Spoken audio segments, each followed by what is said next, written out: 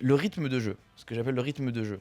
C'est ultra intéressant de voir en fait comment un joueur va jouer, quel est son timing de jeu.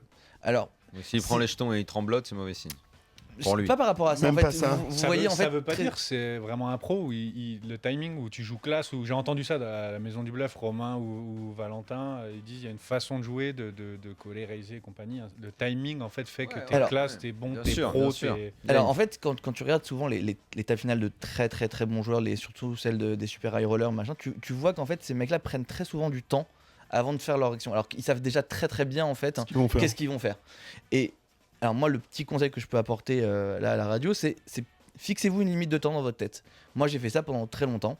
Je comptais jusqu'à 5. Je me suis dit un éléphant, 2 éléphants, 3 éléphants, 4 éléphants, 5 éléphants.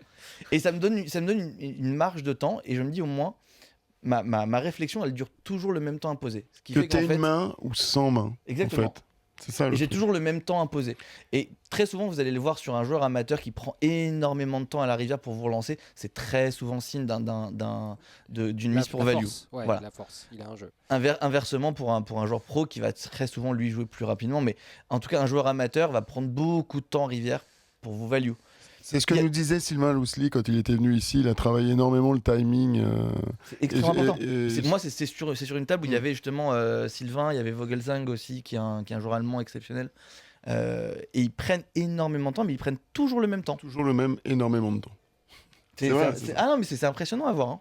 Du coup, les mecs, ils sont irrepérables parce que tu peux pas savoir s'il a pris plus de temps parce qu'il avait une vraie main, s'il a pris moins de temps et par rapport même pour à folder, l'historique. un fold Bien facile, sûr. il prend le même temps pour folder et jeter ses Exactement. cartes. C'est assez impressionnant. Toi, tu fais gaffe à ça, avec toi, beaucoup. Je fais attention à ça. Même moi, je le respecte pas forcément.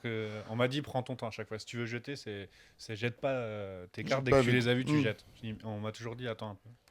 Quelle que soit l'action, le même timing.